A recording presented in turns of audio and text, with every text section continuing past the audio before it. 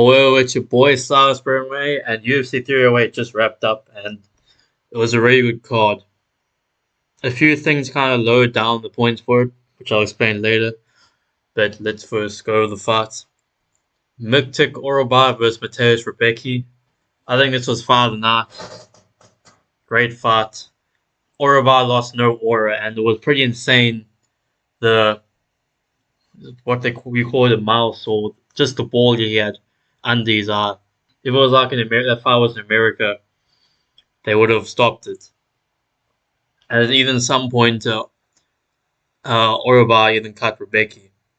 And the end of that third round, Orobai was the one who got on top after having a game dropped in the third round against Rebecki. That was definitely a fight which should have gone 5 rounds, but they aren't ranked at the moment, so you can't just give them a 5 round fight. But that's a fight which should have got more rounds. I mean, you never know. Orobai could have maybe won the later rounds if that went 5 rounds. Probably wouldn't have, because it was a fight where Rebecki would mainly get the momentum, but then Orobai would sometimes get the momentum. But Rebecki was control of the fight, had a power difference, was landing that straight left on Orobai. But yeah, Orobai lost no aura, and we're definitely going to be excited to see him back. That was absolute war. Then Chris Barnett versus Katie Nizichekwu. I didn't watch the full fight because I was legally streaming it, because I'm not going to explain why. The stream was buffering and stuff, so I couldn't see the full fight. But I just saw at the end Chris Barnett pulled a hamstring, and apparently he rolled his ankle or something before that. I don't really know. I think he injured 3 different parts of his body that fight, which is pretty crazy. And yeah, Chris Barnett just needs to put down the KFC, and yeah, just needs, and also drink some more, because that apparently getting some vitamin D, some calcium will strengthen your bones. And yeah, you just can't be this obese at heavyweight, and so small and obese at heavyweight. You need to lose some weight. I know it sucks being hungry, and you're naturally like a guy who's gonna store fat, so losing weight will be way tougher for you. But I'm sorry, bro. You're gonna have to lose a lot of weight, and you're gonna have to go on a weight loss journey and have to maintain that. You have to either fight at light heavyweight or middleweight. You can't be this fat and obese at heavyweight. I'm sorry. And also, I was predicting Kenji Nizichekwu using the jab and the teeps in the fight, which I did see towards that, even though I couldn't watch the full fight, because sometimes legal streams aren't the best. Next, RDA versus Jeff Neal. Dos Anjos got injured in the first round, but before that he got dropped twice through the right hands of or the left hands of Jeff Neal, and he was going to lose the fight anyway. And RDA just needs to retire now. He's been fighting since UFC 1 or UFC 2. You know how long ago that was. And he started fighting in the UFC in 2008. You need to retire, bro. You just need to retire. You've made lots of money. You're financially free. Just enjoy life. Go on holidays. Go on holidays in sunny Brazil or Bali or stuff like that, and just enjoy the rest of your life. Just please stop fighting. It's just you're absolute legend as well. The names you fought is absolutely ridiculous. And so yeah, RDA is a legend. Just please retire. Next, Sharon Magomedov versus Armen Petrosyan. This was a fun fight as well. A good kickboxing match. I thought Petrosyan was a grappler, but actually he is a striker. And at some points he landed a few right hands on Magomedov, but Magomedov was landing lots of kicks. And eventually he landed a double back fist, which was pretty crazy. Then you put that in UFC 5. And he wants to put a patent on the move, which yeah, I don't know. Every time a fighter does that, 5% of that money should go to Sharon Magomedov or something like that.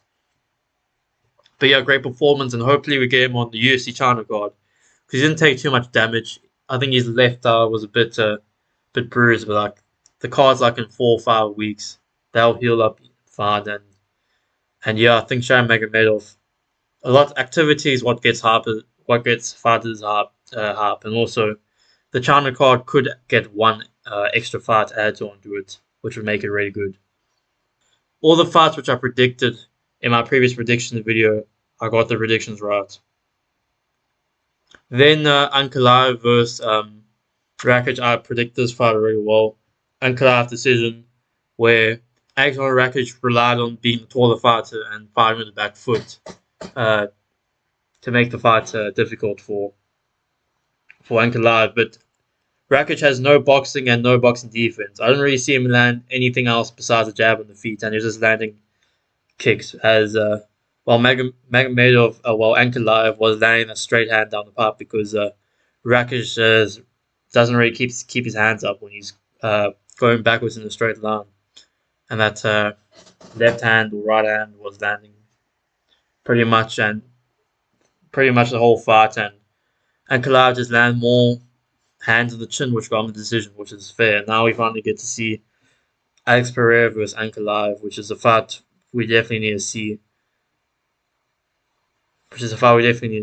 Yeah. It's just that styles make fights, and I predicted this fight pretty well. I can go back to my predictions where Rakic would try to use leg kicks and stuff, but he just didn't hurt the legs as much as Jan Blachowicz, which Jan Blachowicz must have crazy bones in his legs because he was just like Ankalaev could barely take those leg kicks at all, and he was limping during the fight. But good performance from Ankalaev, and finally get to see Ankalaev versus Alex Pereira, and also good for Lucas Tracy because he's trained for Ankalaev. He's to prepare for many fights, so must be a good feeling seeing your training partner get the win at a high level in the UFC. Next, Lerone Murphy versus Dan Ige. This was a really entertaining fight in my opinion. Really good like technical fight. And first round was Ige where he hurt Lerone Murphy. I think he dropped him. Honestly, it's really hard to remember what happened and like which rounds people got dropped in during fights and stuff. I was near work on that. And second round was Lerone Murphy, but I scored the third round for Dan Ige. The third round, Lerone Murphy shot for a bad takedown, and Dan Ige got some control time. But then Lerone Murphy was able to reverse it, and I was really impressed with Lerone Murphy's.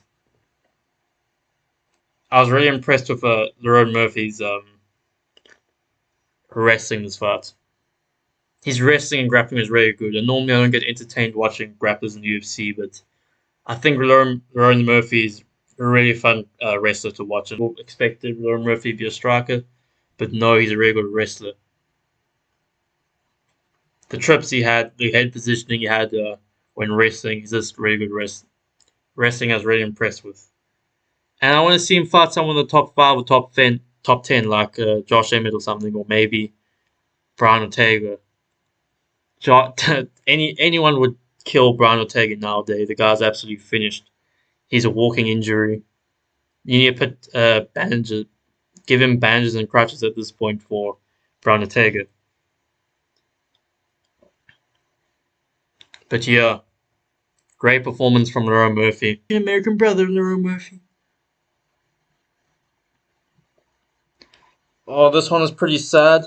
Khamzat Chimaev versus Robert Whitaker. I predicted a Khamzat third round choke, or not choke, submission. But it was the first round, and Khamzat just looked really strong on the ground. Robert Whitaker was trying to escape and turn and create space.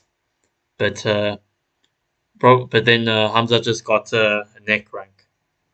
And apparently, I don't know, I heard somewhere that Robert Whitaker had like a jaw injury, so that's probably which maybe caused like him to tap so early, because if you watch that, it was like, what the hell? How do you tap from that? But yeah, very good performance from Khamzat, and first round Khamzat is scary, and let's do DDP versus Khamzat Chimaev. DDP beats Khamzat. DDP very strong, way bigger than Whittaker. Whittaker's a pretty small middleweight. Khamzat is a pretty massive middleweight. And it's crazy because Khamzat was a welterweight. But basically, Khamzat and DDP are the same size. And DDP has the strength and the cardio to survive the first round Khamzat. And we saw DDP versus Brunson. He was able, even though people want to say, "Oh, Brunson sucks," Brunson's still a very good wrestler, and we saw that when DDP gets put in bad situations, like he did against Brunson, he can still survive. He has the strength, the cardio to wrestle with Khamzat. And yeah, when Khamzat gets a little bit tired, DDP, and also when Khamzat gets a little bit tired, then DDP is going to push with their cardio, and also Khamzat moves. DDP always pushes forward in his fights, and he'll definitely do that against Khamzat. And that will cause Khamzat to back away, especially with DDP's blitz. So yeah, I'll do Khamzat versus DDP next. We don't want to see Sean Strickland versus Khamzat. Hell no. And then Ilia Topuria versus Max Holloway. Ilia KO'd Max Holloway in the third round, which I predicted, and I got lots of things right which would happen in the fight. First of all, rest in peace, Max Holloway. Unfortunately, Max Holloway died at night. Maybe do Max Holloway versus Emmett next, kind of an easy matchup, which Max should be able to win and then get back into the winning column, get his confidence back, get his chin back.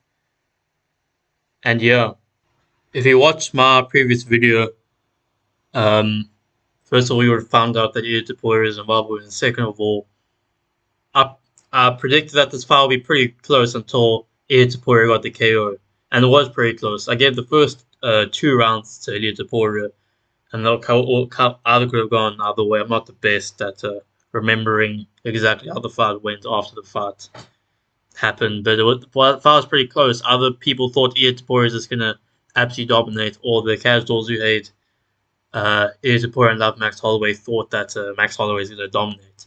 But I predicted this fight would be pretty close until Ilia Topuria got the KO. And you can quote me on that, watch my previous video.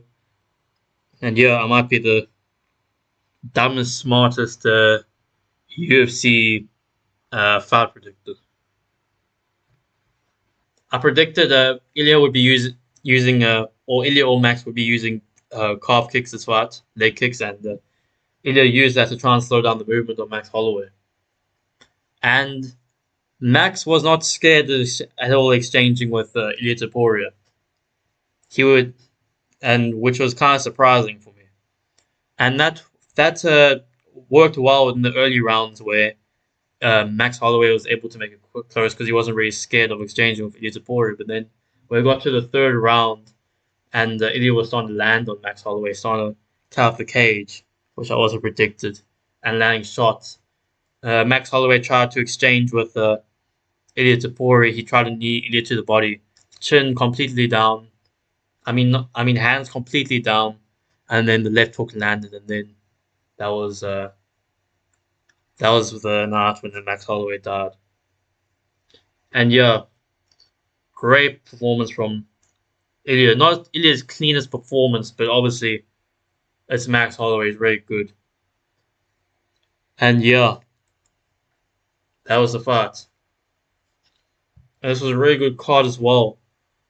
Who is Ilia Topuria going to fight next? I think Ilia Topuria versus Diego Lopez next, but I wouldn't mind the Volkanovski rematch maybe in February. Then Ilia Topuria takes some time off, and then we see how the division moves for UFC Spain. You never know. By the time, maybe Paddy Pimblett will be like the top 5 and he can fight. Imagine Paddy Pimblett versus Ilia Topuria in Anfield or Madrid. That would be the biggest aura fight in history. Not in history, obviously behind Khabib versus McGregor, but that would be the second biggest UFC fight behind Khabib versus McGregor because the will be absolutely insane. And yeah, your boy Stars for MMA. I'm out.